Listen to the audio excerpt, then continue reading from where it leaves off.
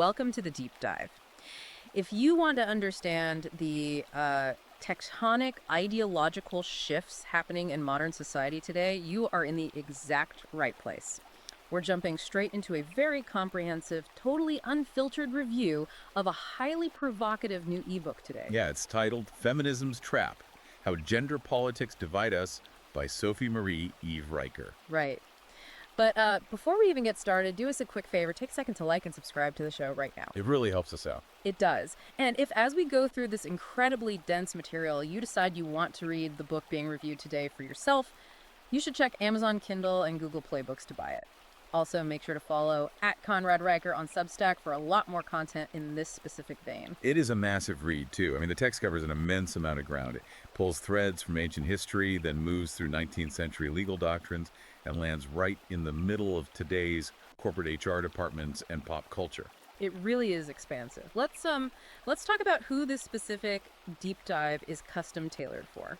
Because this is aimed directly at you, the listener, if you are closely following the ideological shifts in our culture. Specifically, if you're interested in the men's rights advocacy space, the broader manosphere, or if you are simply seeking to understand the history of our foundational institutions before they were, as this author strongly argues, completely captured by a hybrid of feminist and Marxist ideologies. Right. If you want to know the actual mechanics of how that capture supposedly happened, this is the deep dive for you. But before we get into the meat of the text, we have a mandatory impartiality disclaimer to make. It's crucial we put this on the record for you. The source material we're unpacking today contains highly politically charged content that touches on both left-wing and right-wing cultural flashpoints. We want to explicitly state to you that we, as your hosts, are never taking sides. Yeah, we're not endorsing the viewpoints, the arguments, or the historical interpretations contained in this book. Absolutely not. We are simply acting as your impartial guides through the text. Our entire mission today is to convey the exact ideas, the specific frameworks, and the arguments presented in the original source material. We're here to break down the author's worldview, not to judge it or validate it. Exactly. So, with that out of the way, here is our roadmap for today. Our mission is to unpack the author's core thesis, which is that modern feminism has fundamentally morphed from a movement for basic equality into a highly divisive, almost imperialistic ideology aligned with Marxism. And we're going to explore the book's specific claims about how this ideology has reshaped the legal system, distorted the economy, manipulated the media, and deliberately led to the cultural erasure of male suffering. It is a sweeping sociological thesis. I mean, the author is essentially arguing that society has been sold a manufactured narrative. A narrative that deliberately pits men and women against each other in a zero-sum game. And we're going to examine the very specific historical and statistical evidence she uses to build that case. Right, and she doesn't hold back. Okay, let's unpack this. The author comes right out of the gate in Chapter 1 with a massive statistical challenge to the mainstream narrative. She asks a very blunt question. If we live in a universal patriarchy that is perfectly designed by men, for men, to benefit men, why do men make up 93% of workplace fatalities? And why do they account for 78% of all suicides? Exactly. The book argues that if the patriarchy is a systemic structure meant to privilege the male class, it is doing a spectacularly terrible job of keeping them alive and happy. What's fascinating here is how the author takes the foundational concept of the patriarchy and completely deconstructs its modern mainstream usage. The text argues that contemporary feminists have turned the word patriarchy into an unfalsifiable catch-all boogeyman. Right. It's just this vague, omnipresent enemy that gets blamed for absolutely everything, from the gender wage gap to climate change. Yeah, but when you look at the raw, undeniable statistics of human suffering, incarceration, and mortality, the author claims the oppressor-oppressed narrative completely falls apart. And to explain this massive statistical disconnect, the book introduces a sociological concept called the expendability economy. Expendability economy. Let's pause and dig into that because it seems to frame the psychology of the entire rest of the book. What are the actual mechanics of this expendability economy as she describes it? It's the crucial lens for the author's worldview.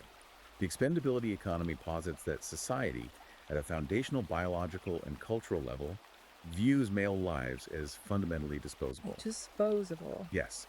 Men are the designated shock absorbers for civilization. The expectation is that men will take the most dangerous, back-breaking, hazardous jobs, endure immense physical and psychological suffering entirely in silence, and then just be quietly discarded when they are no longer economically or physically useful. So it's the idea that male utility is valued, but male humanity is not. Exactly. And the book uses a very stark, highly publicized, real world example to illustrate this psychological disconnect. Mm. The Deepwater Horizon oil rig explosion back in 2010. Oh, man. Yeah, 11 men died, horrifying, fiery deaths in that disaster. But the author points out how the media and cultural reaction actually played out. Their ultimate sacrifice, their literal burned bodies, were almost immediately overshadowed by the ecological concerns. Right, the news cycle instantly pivoted to the sea turtles, the pelicans, the Gulf Coast tourism industry. Exactly. The loss of 11 male lives was treated as a secondary issue, essentially an acceptable, baked-in cost of doing the dirty business that keeps the lights on in modern civilization. The author also shares a much smaller but arguably more relatable story about a construction worker she calls Tom. Tom fell to his death on a generic commercial job site, leaving behind a widow and 3 kids, and the author points out the deafening cultural silence around Tom. Yeah, there were no trending hashtags for Tom. No. There were no national marches demanding safer conditions for male laborers. There were no breathless media op-eds about the systemic crisis of male workplace deaths.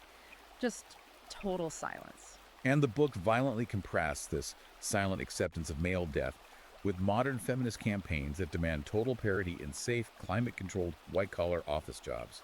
The author calls the hypocrisy staggering. The argument is that men are literally bleeding out and dying in the mud to maintain the physical infrastructure of the modern world, and society just looks the other way because acknowledging that sacrifice ruins the narrative of male privilege. And if we connect this to the bigger picture, the author is directly challenging the foundational historical narrative that modern feminism relies upon. The standard academic narrative taught in universities is one of universal, historical, and deliberate female oppression by a unified class of men. Right. But the book dives deep into historical counter-narratives to argue that human history is actually a story of brutal, necessary collaboration against a hostile natural world, not a story of gendered oppression. Right, the book goes all the way back to ancient Sparta to make this point, which is fascinating because Sparta is usually depicted as this hyper-masculine, almost fascistic warrior culture. But the author points out that Spartan women enjoyed rights and freedoms that would shock a lot of modern readers. Oh, absolutely. They could legally own and inherit property. They received formal education. They managed the vast agricultural estates, and they participated in public athletics. And the author asks the vital follow-up question here. While the women were managing the wealth and property, what exactly were the all-privileged Spartan men doing? They were busy dying. Yeah. They were living in brutal, austere military barracks, starving, enduring physical beatings as part of their training, and marching off to be slaughtered in phalanxes. The author argues that this completely upends the simplistic oppressor-oppressed dynamic. If the men hold the spears but the women hold the deeds to the land, who is actually the privileged class? It's a heavy question. And the author then takes this same analytical lens and applies it to the Industrial Revolution. Now, the prevailing feminist narrative is that political activism and suffragette agitation forced society to let women into the workforce. But the book argues that is a complete misreading of economic history. It wasn't feminist activism that initially freed women economically. It was the natural, inevitable outcome of technological progress and capitalism. Wait, walk me through the author's logic there. How does capitalism and the Industrial Revolution specifically function as the liberating force rather than, activism? Well, the book argues that before the Industrial Revolution, the vast majority of human labor required immense brute physical strength. Plowing fields, felling trees, building stone structures. Men naturally dominated that sphere purely due to biology. Right, upper body strength. Exactly.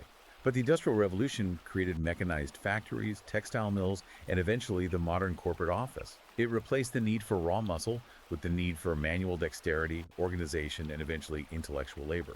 Oh, I see. So this technological shift created unprecedented, physically accessible opportunities for women to enter the paid workforce and gain independent social mobility. Yes. The author views this not as a reluctant concession wrung out of a hostile patriarchy, but as a natural, collaborative evolution of society, where men and women adapted to new technologies together to increase their family's standard of living. And the book makes a similarly compelling point about the major moral and social movements of the 19th and 20th centuries. Things like the abolitionist movement against slavery and the mid-20th century civil rights movement. The author stresses heavily that these were not gender wars. These were human rights struggles where men and women bled together. The text highlights men like William Lloyd Garrison, who dedicated his life and faced lynch mobs, working alongside female abolitionists to dismantle the horrors of slavery. And moving to the civil rights era, the book points to men like Martin Luther King Jr., Medgar Evers, and John Lewis. These men faced police dogs, fire hoses, horrific beatings, and ultimately assassination to secure basic human dignity. The author argues that trying to retroactively reduce this incredibly complex history of shared human sacrifice into a simplistic, flattened narrative of historical male oppression is not just intellectually dishonest, it's profoundly insulting to the men and women who stood shoulder to shoulder facing down real, actual tyranny. This is a moment where we really want you, the listener, to pause and consider how the entire framing of human history changes, depending on the specific analytical lens you choose to look through. If you are taught to view history strictly through the lens of modern, grievance-based gender power dynamics, get one very specific story. But if you view it through the lens of class struggle, technological development, and the raw physical sacrifice required to survive a brutal world, as this author strongly suggests, the narrative shifts dramatically. It becomes a story of humanity, men and women, struggling against nature, disease, and hardship as a team, rather than a cabal of men historically conspiring to keep women down. That perfectly sets the stage for the next major theme of the book, which moves from history into modern psychology: the current pervasive attack on masculinity itself. Yeah. The author argues that today, normal, biologically driven male traits are being actively apologized by our institutions, and it's trapping modern men in an impossible psychological corner. She specifically targets the phrase toxic masculinity. Now, a lot of people in this audience are very familiar with that term, but what is the author's specific angle on how it actually functions? The author asserts that toxic masculinity is not a valid psychological diagnosis. Rather, it functions entirely as a manipulative linguistic weapon. It takes traits that have historically been absolutely essential for the survival, protection, and progress of civilization. Things like high ambition, raw physical strength, assertiveness, stoicism, and aggressive competitiveness, and actively frames them as inherently dangerous, broken, or pathological. The book argues that without these exact traits, we wouldn't have bridges, we wouldn't have deep sea drilling, we wouldn't have a military to defend us, and we wouldn't have a functioning power grid. The author points out the intense hypocrisy of a society that relies entirely on the fruits of male aggression and risk-taking to live in comfort, while simultaneously lecturing men in HR seminars about how their natural instincts are toxic. And this leads directly into what the author describes as the incredibly unfair double bind that men are placed in today regarding emotional vulnerability. The double bind, let's break that down. The book breaks down this psychological trap in detail. Men are constantly bombarded by messaging from society, from the media, from feminist-dominated therapy spaces, and often from their own partners that they need to, quote-unquote, open up. They are told that traditional stoicism is killing them, and they need to freely share their deepest emotional insecurities and weep openly to be considered healthy modern men. But the author argues that this is a giant, flashing neon trap.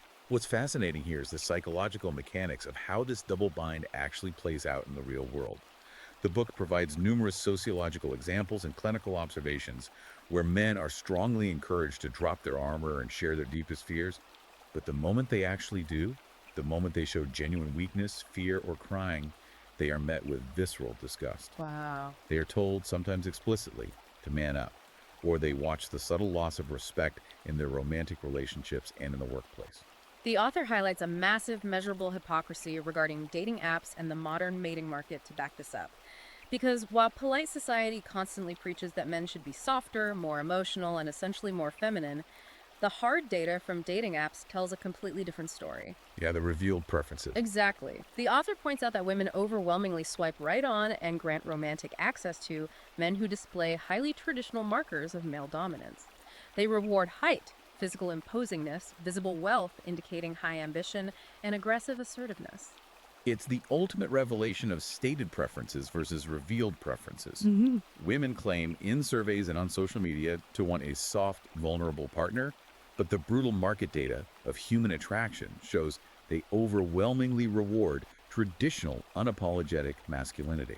The book argues this leaves young men incredibly confused, deeply demoralized, and stuck in a paralyzed state where they are damned if they do and damned if they don't. If a man is strong and stoic, he is labeled a toxic oppressor. If he is vulnerable and emotional, he is viewed as weak, repulsive, and undateable.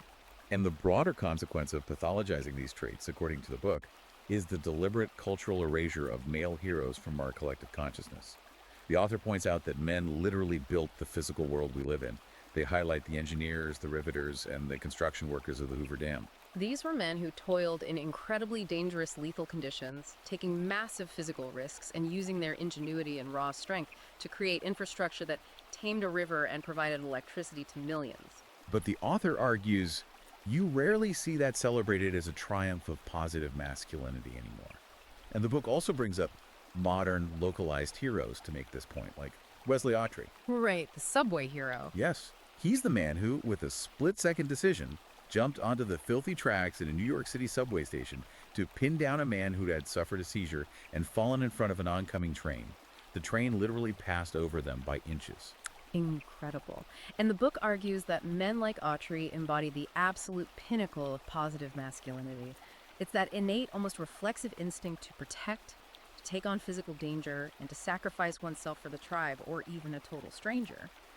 But the author claims that these examples are often systematically ignored or downplayed in academia and media because they completely contradict the foundational feminist narrative that male physical power is inherently oppressive and dangerous.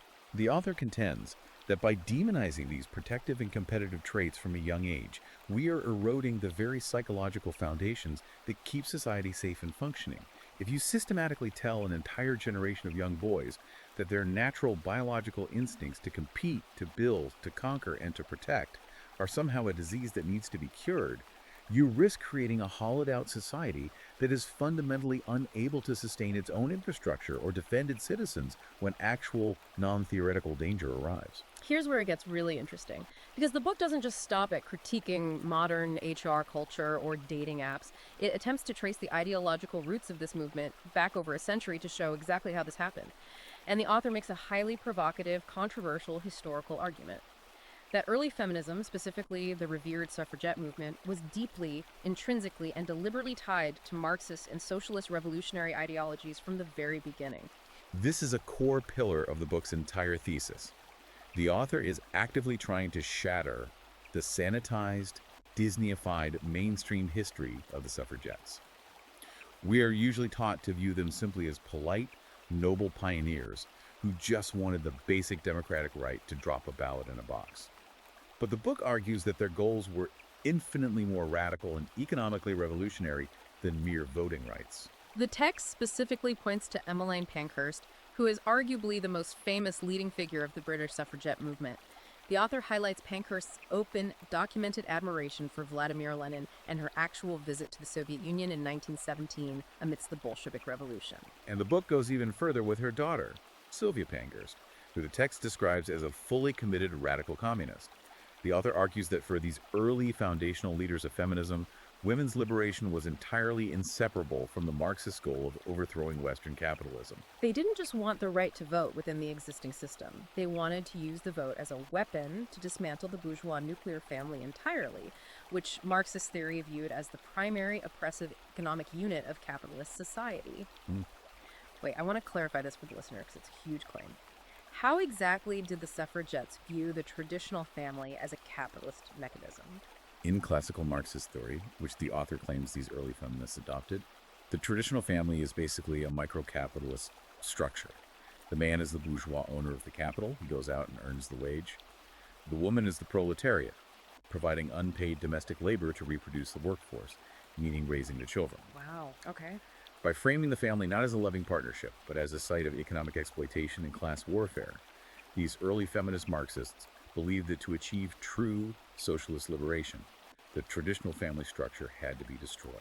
And the author highlights the extreme militant tactics used by the suffragettes to prove the point that they were violent revolutionaries, not just peaceful democratic activists.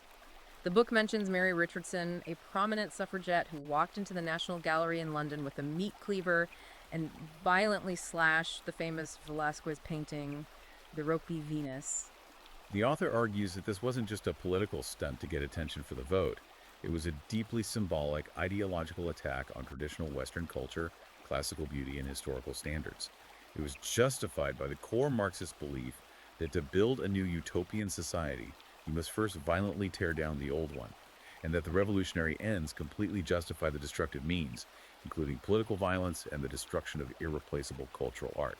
The book then traces this specific Marxist thread from the early 20th century suffragettes directly into the modern American university system, specifically focusing on a group of intellectuals known as the Frankfurt School. Now, we hear the term cultural Marxism thrown around a lot in political debates online. Can you, ELI 5, explain, like I'm 5, what the Frankfurt School was and how this book claims they specifically weaponized feminism? Absolutely. The Frankfurt School was a group of Marxist philosophers and sociologists who originally gathered in Germany in the 1920s and 30s and later fled to the United States, taking up residence in major Ivy League universities. According to the text, these thinkers realized a hard truth. The classic Marxist economic revolution, the workers rising up to violently overthrow the factory owners, was simply never going to happen in the West. Because Western capitalism was making the working class too wealthy and too comfortable. Exactly. The workers weren't going to revolt because they were busy buying refrigerators and cars. So, the book argues the Frankfurt School pivoted their strategy. If they couldn't divide society by economic class, they would divide it by cultural identity. This is what is meant by cultural Marxism. Instead of the rich versus the poor, they began framing society as a constant struggle between the oppressors and the oppressed based on race, gender, and sexual orientation. And the author argues that they identified feminism as the absolute perfect vehicle to carry this out in order to destabilize Western culture from the inside. How does feminism specifically act as the vehicle there? According to the text, the strategy was to infiltrate Western academic and cultural institutions by framing all women as a perpetual, historically oppressed victim class, and all men as the oppressive patriarchy. By doing this, they could sow deep, intimate division between the sexes. They could pit husbands against wives and brothers against sisters in a continuous microscopic class struggle happening inside every single home. That's insidious. The ultimate goal, the author claims, was to finally achieve the destruction of the nuclear family, because Marxists view the strong, independent family unit as the primary mechanism that transmits traditional values, private property, and resistance to state control down through the generations. For you listening right now, this is a crucial foundational point to understand regarding the author's entire worldview. The book is explicitly asking you to consider that the modern institutions you interact with every single day, from your corporate HR department's diversity training, to the curriculum at your kids' public schools, to the laws governing your divorce, were fundamentally and intentionally reshaped by these early 20th century ideological alliances between radical feminism and Marxism. It's not just a debate about who should pay for dinner on a first date or whether women should be CEOs. The author's arguing that you are living through the results of a century-long ideological war designed to dismantle Western society from the inside out by severing the bond between men and women. Which brings us perfectly to how the book sees this specific ideology operating today, particularly its total capture of our educational systems. The author vividly describes this ideological spread as a woke virus that has completely replaced the pursuit of objective truth with political indoctrination. The book's claims about modern universities are truly staggering. The author argues that higher education has been completely captured, turning once prestigious universities into rigid ideological echo chambers where any dissenting thought is actively and professionally punished. The text provides a very specific, almost unbelievable example about a math professor at the University of Illinois in 2017. This professor was actually forced by the administration to apologize for stating to his students that mathematics is objective. And the rationale behind that forced apology is what the author focuses on. The professor was targeted because feminist and critical theory students on campus claimed that the very concept of objectivity is a tool of white patriarchal supremacy. Wait, let me stop you there. How does the ideology even attempt to justify labeling math, which is literally just numbers and equations, as sexist or patriarchal? The book explains that under this specific neo-Marxist feminist framework, everything is viewed as a power struggle, because mathematics relies on universal, unyielding logic, where there is one correct answer and infinite wrong answers, regardless of your personal feelings or your identity. It is seen as a system of control. It exists outside the subjective, emotional realm of lived experience that this ideology demands be treated as the ultimate truth.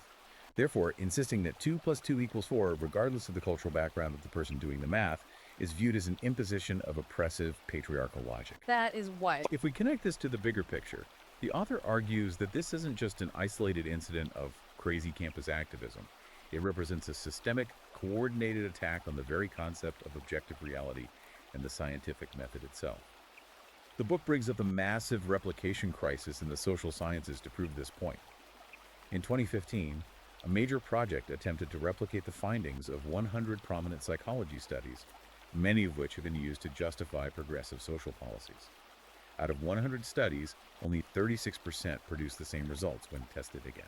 36%. That's a massive failure rate. The author uses this catastrophic failure of scientific rigor to argue that a vast majority of modern social science, particularly within feminist gender and grievance studies departments, is not science at all. It's built on highly manipulated data, weak evidence, and predetermined ideological narratives designed to prove that the patriarchy exists, rather than actual, solid, reproducible data. And the author goes incredibly hard after the modern academic push to quote-unquote decolonize science. She calls it a deliberate attempt to replace objective reality with subjective emotional narratives. The book argues that true science is universally applicable. Gravity doesn't care about your race, and thermodynamics doesn't care about your gender.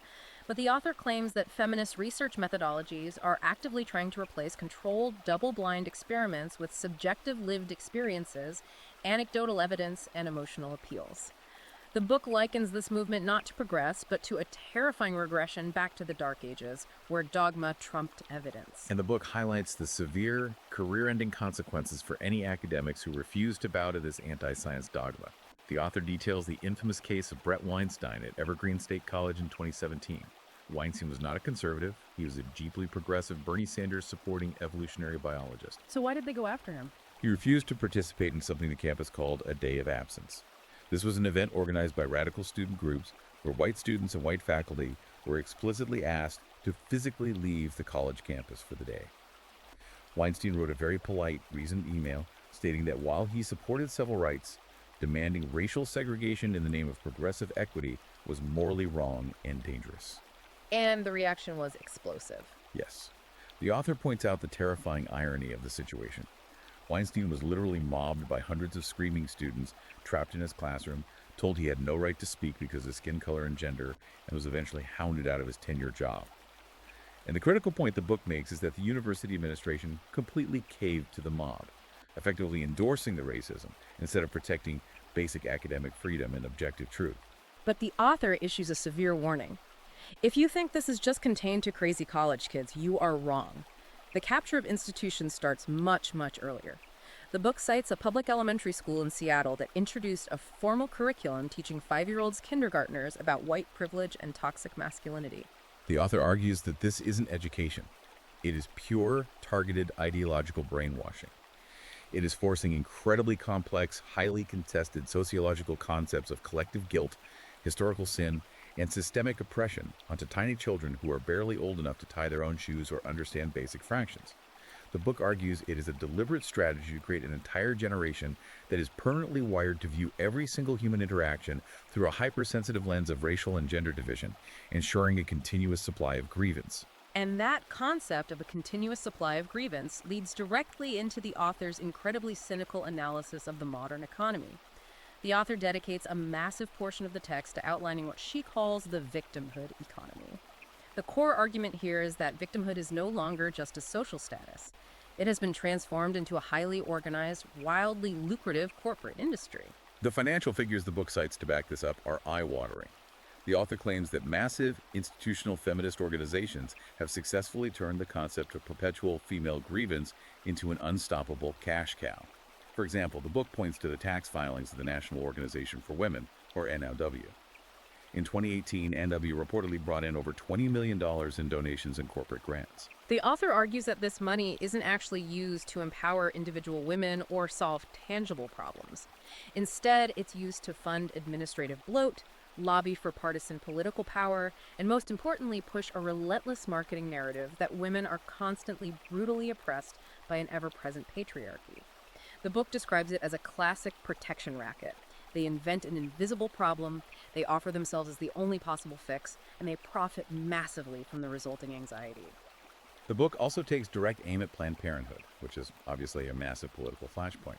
The author claims that the organization secures over $600 million in federal and state taxpayer funding annually by pushing a continuous, high-alert narrative that women's reproductive rights are always constantly teetering on the edge of total annihilation. The underlying mechanic the author is exposing here is that this victimhood industrial complex fundamentally requires a constant, never-ending supply of victims to justify its own existence, maintain its massive payrolls, and keep its political clout. Therefore, the book argues, these organizations are financially incentivized to never actually solve the problems they claim to fight. They are incentivized to exaggerate threats, redefine normal interactions as abuse, and deliberately stoke fear among women. And the author argues that nowhere is this weaponization of victimhood more terrifyingly apparent than in the Me Too movement. The book is very careful to acknowledge that the movement initially started with noble intentions to expose actual powerful serial predators like Harvey Weinstein who were using their leverage to assault women. However, the author argues that it almost instantly devolved into a cultural witch hunt and a system of absolute mob rule that completely and intentionally destroyed the foundational legal concept of the presumption of innocence. The book says that centuries of hard-fought legal due process were replaced overnight by #justice, where mere uncorroborated accusations on Twitter were suddenly considered enough to completely ruin a man's life, fire him from his job, and destroy his reputation permanently. The author uses highly specific, deeply tragic, real-world examples to illustrate the devastating, life-altering consequences of false allegations, which the book argues mainstream feminists routinely dismiss as being statistically rare and harmless. The story of Brian Banks is one of the most gut-wrenching examples in the text. Walk us through exactly what happened to him and how the author uses his case. Brian Banks was an incredibly talented high school football star in California, heavily recruited and on his way to the NFL. He was falsely accused of rape by a female classmate. Despite massive inconsistencies in her story and a lack of physical evidence, Banks was railroaded by a legal system terrified of being seen as soft on sexual assault. He spent 5 brutal years in state prison, followed by 5 years on strict parole as a registered sex offender. He wore an ankle monitor. He couldn't get a decent job. A decade of his life completely erased. Exactly. And the horrifying kicker is that years later, his accuser secretly reached out to him on social media and casually admitted on a recorded line that she had completely fabricated the entire rape story. Why? Because she used the accusation to sue the school district, ultimately winning a $1.5 million civil settlement. Banks lost a decade of his youth, his college scholarship, his potential millions in the NFL, and his reputation. And the author aggressively points out that when the truth came out, his accuser faced absolutely zero criminal consequences for perjury or false imprisonment. She kept the money and moved on. The book also brings up the infamous Duke Lacrosse case from 2006, where 3 innocent young men were nearly sent to prison for decades based on a totally fabricated accusation by an exotic dancer. But the author focuses heavily on the media's role in that case. It wasn't just a false accusation, it was a sensationalist media frenzy actively fueled by feminist outrage and academic faculty at Duke, who literally signed a public letter condemning the boys before a single piece of evidence was reviewed. The author argues that when society allows raw partisan emotion to override objective evidence and treats uncorroborated accusations from women as gospel truth that cannot be questioned, the believe all women mantra, it fundamentally destroys the very foundation of a civilized justice system. It turns the legal system into a weapon of personal vengeance. To maintain this victimhood economy and shield it from logical criticism, the author argues that the very foundation of language itself has been hijacked and weaponized. This is where the book dives deep into what it explicitly calls Orwellian doublespeak. The author claims that feminist academics have intentionally taken common words with clear historical meanings and completely redefined them to enforce strict ideological conformity. For instance, the book argues that the word equality has been entirely redefined.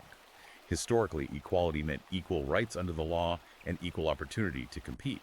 Today, the author argues, the movement uses the word equality when they are actually demanding special, unearned privileges, lowered physical standards, and guaranteed outcome quotas for women, almost always at the direct expense of more qualified, harder-working men. The author also points to the explosion of newly invented sociological terms like mansplaining, manspreading, and microaggressions. The book's analysis of these terms is scathing. The author argues these aren't real, measurable sociological issues. They are petty, manufactured labels designed specifically to ridicule men, silence male dissent, and erratically police normal male behavior in public spaces. If a man confidently explains a topic he has expertise in, he isn't being helpful, he's mansplaining. It's a linguistic trap designed to make men second-guess their own competence. The book is particularly critical of the term rape culture. Yes, the author dedicates a lot of time to deconstructing rape culture.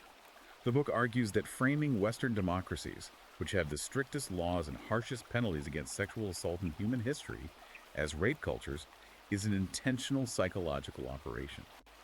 The author claims it is a concept used to keep young women in a state of perpetual, paranoid fear and dependency on feminist institutions, while simultaneously painting every single man, regardless of his actual behavior, as a latent potential predator simply by virtue of his biology. By controlling the language and defining the terms of the debate, the author argues, feminists successfully control the cultural narrative and immediately shut down any rational statistical debate by labeling their opponents as misogynists. And the author points out how truly dangerous, hypocritical, and openly misandrous this language can get when it enters the mainstream. She cites incredibly popular mainstream feminist slogans like, "The future is female," which you see printed on millions of t-shirts and coffee mugs sold at major retailers. The book asks the reader to perform a simple thought experiment. Imagine the absolute apocalyptic media outrage if a major corporation sold a line of clothing for boys that proudly declared the future is male. It would be universally condemned as hateful, exclusionary, and supremacist. Yet, the future is female is celebrated as empowering. The author calls it blatant supremacy logic dressed up as progressive empowerment. The book even mentions extreme, violent hashtags like "kill all men" that frequently trend on platforms like Twitter and TikTok without facing the censorship algorithms that police other forms of hate speech. The author argues that society's total tolerance for this kind of violent rhetoric proves that the modern movement isn't about equality at all. It has metastasized into a movement fueled by deep-seated, institutionalized hatred and a desire for female supremacy over men. And the book's core warning is that this ideological capture of language and culture doesn't just stay on Twitter or college campuses, it inevitably and forcefully bleeds into the hard mechanics of the legal system. This is the focus of the next major and arguably most devastating section of the book. The author meticulously argues that the modern legal system exhibits systemic, undeniable institutional bias against men, particularly when you look at family courts. The statistics the book provides in this section are incredibly stark. In contested custody battles in the United States, women win primary physical custody of the children in over 80% of cases. The author argues that loving, capable fathers are routinely and systematically treated as second-class parents by the state. They're marginalized, sidelined from their children's daily lives, relegated to seeing their kids 4 days a month, and reduced to what the book brutally calls walking wallets. The author details how men are expected and legally forced under threat of imprisonment to pay exorbitant child support and lifetime alimony. The book points out numerous cases where men are forced to pay alimony to ex-wives who actually earn more money than they do, or who initiated a no-fault divorce simply because they were unhappy. The author argues this system causes profound generational financial ruin for men and contributes heavily to the male suicide rate we discussed at the top of the show. Where does this overwhelming bias in family court actually come from legally? The book traces it back to something called the tender years doctrine. Break that down for me because it sounds like something from the Victorian era. It essentially is. The tender years doctrine is a legal principle that emerged in the mid-19th century. Prior to that, fathers actually had default custody based on property laws. But the tender years doctrine shifted the law to legally presume that mothers are inherently, biologically, and psychologically better caregivers for young children, essentially treating infants and toddlers as extensions of the mother. But don't modern courts claim to have abandoned that? You always hear lawyers talk about the best interests of the child standard now. They do claim that on paper. The law is ostensibly gender neutral now. But the author vigorously argues that the deep-seated cultural bias of the tender years doctrine persists massively in the actual day-to-day rulings of family court judges. The book claims that judges still operate on the unspoken assumption that children belong with the mother, placing an incredibly high, almost impossible burden of proof on fathers who fight for 50-50 equal parenting time. The father essentially has to prove the mother is completely unfit, whereas the mother is handed custody by default. The author also vehemently criticizes something called the Duluth model. This is a massive part of the book's argument regarding how the law treats men.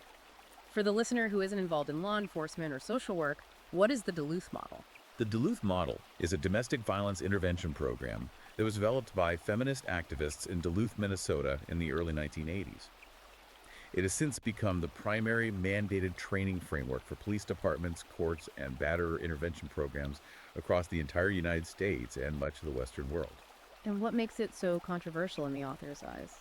The book argues that the Duluth model is not based on psychology or criminal science. It is built purely on rigid feminist dogma. The entire framework assumes, as a foundational rule, that domestic violence is always a tool of patriarchal control.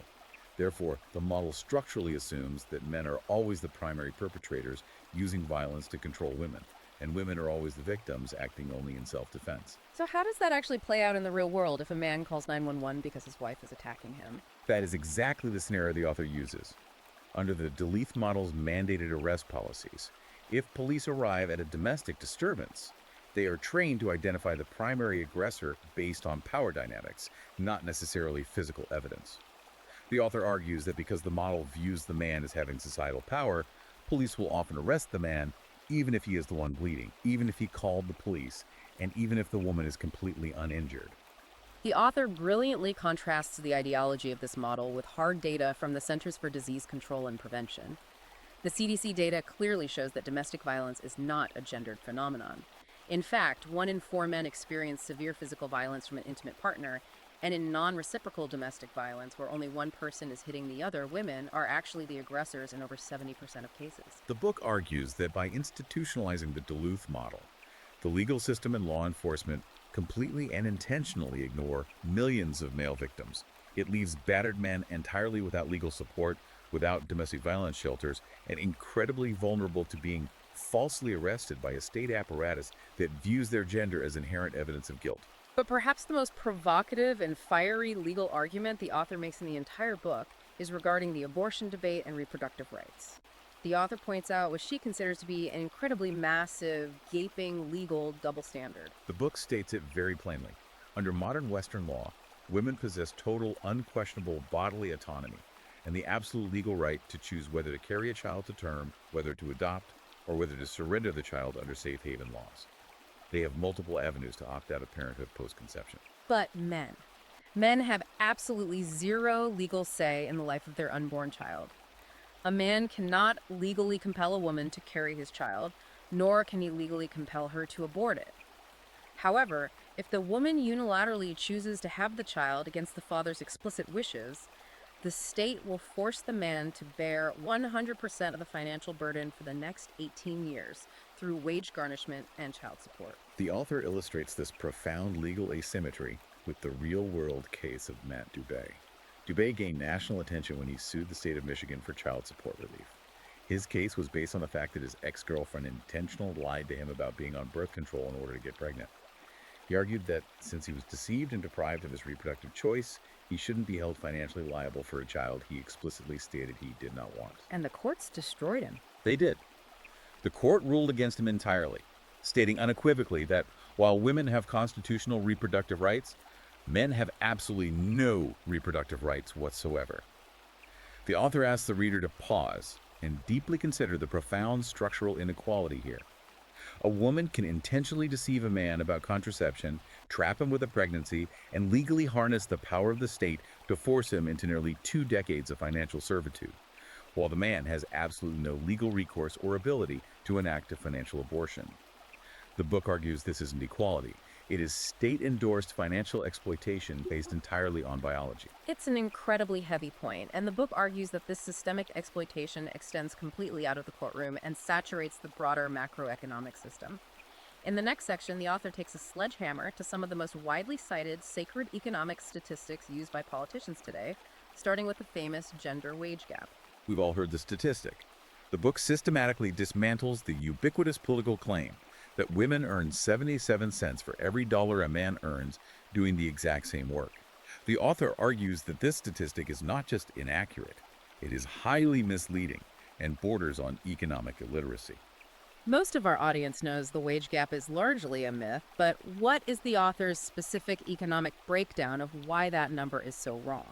The author explains that the 77-cent figure is an aggregate number. It simply takes the median earnings of all women working full-time and divides it by the median earnings of all men working full-time. It completely fails to account for crucial individual variables. When labor economists actually control for factors like career choice, meaning comparing male STEM engineers to female early childhood educators, as well as hours worked per week, willingness to work overtime, continuous years in the workforce without breaks, and critically, risk tolerance. The author points out that the wage gap virtually disappears entirely, shrinking to a statistically insignificant couple of cents. Let's do a quick ELI 5 on risk tolerance in this context, because the author leans heavily on that. What does that mean for the wage gap? Risk tolerance in labor economics refers to the willingness to take jobs that involve a high probability of physical injury, death, or extreme discomfort. It's the difference between taking a job on an offshore oil rig where you might lose a finger versus working in a climate-controlled HR department. The labor market inherently pays a massive premium for physical risk. The author argues that because men overwhelmingly populate these hazardous, high-paying jobs, logging, roofing, deep-sea fishing, that risk premium accounts for a massive chunk of the aggregate wage difference. It's a premium for blood and sweat, completely ignored by the 77-cent statistic. Exactly. The book argues that men are simply more likely to make economic choices that prioritize raw earning power over work-life balance. But instead of acknowledging these individual choices as the driver of the data, the author claims feminists use the debunked 77-cent myth to demand massive government intervention, affirmative action, and strict corporate hiring quotas. This raises an important question, one that the author addresses directly and aggressively. What is the actual measurable economic consequence of prioritizing identity politics and gender quotas over pure blind meritocracy? The book provides several international and corporate examples to argue that the consequences are universally disastrous for efficiency and competence. The book looks deeply at Norway, which is often held up as a progressive utopia. In 2008, Norway implemented a strict national law requiring that at least 40% of all public corporate board members must be women. On the surface, to a politician, that sounds like a massive victory for equality. But the author dives into the actual economic aftermath. She cites a comprehensive University of Michigan study showing that the companies forced to suddenly comply with these quotas saw a measurable, significant decline in operational performance, stock value, and overall profitability. Why? Because they had to fire competent people. Essentially, yes. The book argues that the pool of women with the decades of hardcore executive experience required to sit on these massive corporate boards was simply much smaller than the mandate required. Therefore, when you legally force companies to bypass highly experienced male executives just to meet an arbitrary gender quota, you are structurally forcing them to promote less experienced candidates. The author argues that prioritizing optical diversity over ruthless competence inevitably damages the institution. The author also looks at the tech industry, specifically targeting Google. The book notes that Google, like all tech giants, faced immense, relentless media and activist pressure to hire more female software engineers. Google released a heavily promoted diversity report in 2021, proudly showing that 33.5% of all their new tech hires were women. But the author pulls the actual educational demographic data to expose the flaw in this celebration. The book points out that women, by their own free choice, make up only about 20% of all computer science university graduates. So the math doesn't work. Exactly. The book argues that by hiring women at a rate of 33.5%, from a talent pool that is only 20% female, Google is effectively ignoring basic market demographics. They are artificially inflating female hiring, which mathematically means they are aggressively passing over vastly more qualified male candidates and fundamentally lowering their overall engineering standards just to satisfy the demands of feminist activists and avoid bad PR. The author warns that this kind of ideological hiring will eventually destroy the very technological dominance that made these companies successful. And then there's the incredibly famous example of the U.S. women's national soccer team. This is a fascinating, perfect distillation of the author's point. The women's team loudly sued the U.S. Soccer Federation for equal pay compared to the men's team, and the mainstream media universally cheered them on as heroes fighting the patriarchy. But the author completely tears apart the financial realities of that lawsuit. She points to the basic, undeniable market economics of global sports. The Women's World Cup, globally, brought in roughly $131 million in total broadcast and sponsorship revenue. In contrast, the Men's World Cup generated over $6 billion in revenue. The men's tournament generated literally billions of dollars more. It's a completely different stratosphere of economics. Yet, despite generating a fraction of the global revenue, the U.S. Soccer Federation eventually caved to intense political and feminist pressure, agreeing to a $24 million settlement for the women's team and essentially equalizing prize money. The book argues this completely defies basic capitalist market economics. The author points out that male athletes are paid more because their specific product generates vastly more global money.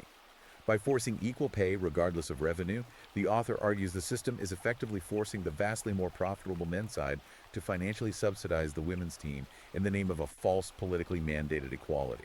Beyond the strict, hard economics of boardrooms and soccer fields, the author argues that this pervasive misandry is heavily promoted, normalized, and baked into the culture through the media and pop culture. The book claims that Hollywood actively and intentionally rewrites cultural narratives to fit a feminist worldview that elevates women by deliberately humiliating men. The book points to a pervasive, ubiquitous trope in television advertising and family sitcoms: the bumbling dad.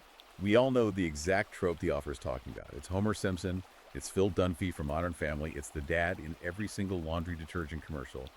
The book says these male characters are universally designed to portray fathers as clueless, emotionally stunted, incompetent buffoons who can't handle basic household chores or speak to their children without messing up. Meanwhile, the mothers in these shows are universally portrayed as the hyper-competent, eye-rolling heroes who have to manage their husbands like overgrown toddlers just to hold the family together.